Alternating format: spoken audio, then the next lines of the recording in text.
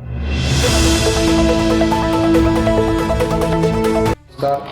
Police निरीक्षक गणेश कराड. नगर परिषद निवडणूक 2025च्या अनुषंगाने जे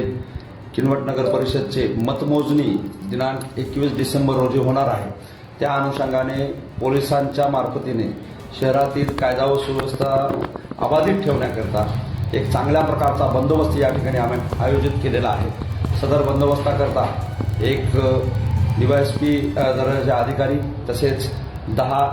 PI API अधिकारी,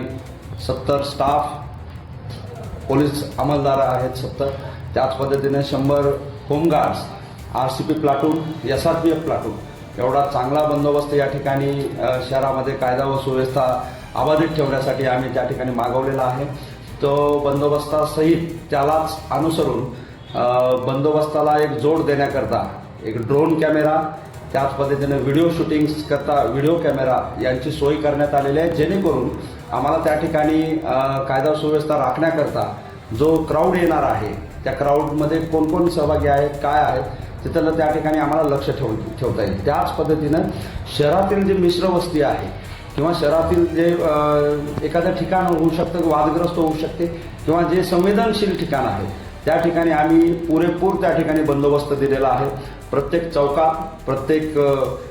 मिश्र वस्तीच्या समोर, त्या ठिकाणी प्रत्येक ज्या ठिकाणी वादग्रस्त ठिकाण असू शकते, होऊ शकतात, धार्मिक स्थळ आहेत, उमेदवारांचे घरं आहेत, त्याच पद्धतीने पक्षाचे कार्यालय आहेत, या सर्व ठिकाणी बंदोबस्त त्या ठिकाणी दिलेला आहे. आमचं किनवटच्या सर्व नागरिकांना या ठिकाणी आवाहन असेल, 21 तारखेला जी मतमोजणी होणार आहे त्या दरम्यान सर्वांनी सलोख्याची भावना ठेवून एक खेळीमेळीच्या वातावरणामध्ये त्या ठिकाणी राहावं. त्याच पद्धतीने जे आपले व्हॉट्सअपचे स्टेटस असतील, फेसबुकवरचे स्टेटस असतील किंवा इतर गोष्टी बाबी असतील, तर त्याकरता आपण सर्वांनी कुणाच्याही भावना दुखावणार नाहीत,